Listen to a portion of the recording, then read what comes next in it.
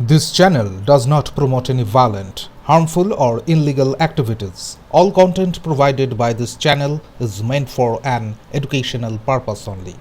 উত্তর দিনাজপুর জেলার গোয়ালপুকুর 2 নম্বর ব্লকের ছোট হাসান এলাকায় দুই বাংলাদেশি নাগরিকের ভারতীয় ভোটার তালিকায় নাম উঠে আসায় চাঞ্চল্য ছড়িয়েছে।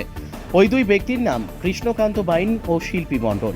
সূত্রের খবর, ফরেনার্স রিজিওনাল রেজিস্ট্রেশন অফিস এর একটি চিঠিতে তাদের নাগরিকত্ব সংক্রান্ত বিষয়টি প্রকাশ্যে আসে। আত্মীয়দের দাবি, বর্তমানে ওই দুজন বাংলাদেশেই বসবাস করছেন। কিভাবে তাদের নামে ভোটার কার্ড ও অন্যান্য নথি তৈরি হলো তা তারা জানেন না। ঘটনা তদন্ত শুরু হয়েছে। বিষয়টি সামনে আসতেই প্রশাসনিক মহলে তীব্র চাঞ্চল্য দেখা দিয়েছে।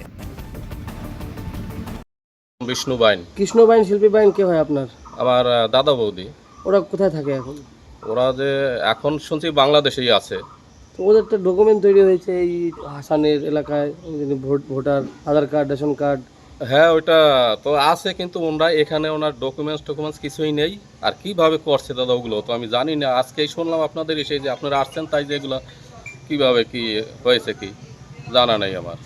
তো কি মনে হয় আপনার, কিভাবে হলো? কোনো চক্র চলছে এখন দাদা চক্র তো আমার সেরকম কোনো জানাশোনা নাই যে চক্র আছে কি না, আর কিভাবে করতে হয়। এটা করছে হয়তো অনেক দিন আগেই। তো আপনার সঙ্গে লাস্ট কবে কথা হয়েছিল? লাস্ট মোটামুটি 2010-এ। 10-এ তো ওনার সঙ্গে দেখা হয়েছিল আপনার সাথে? হ্যাঁ। মানে ইদানিং তো আপনার ইসেতে আসে, তো ইন্ডিয়াতে আসে তো আপনার উনি দাদা?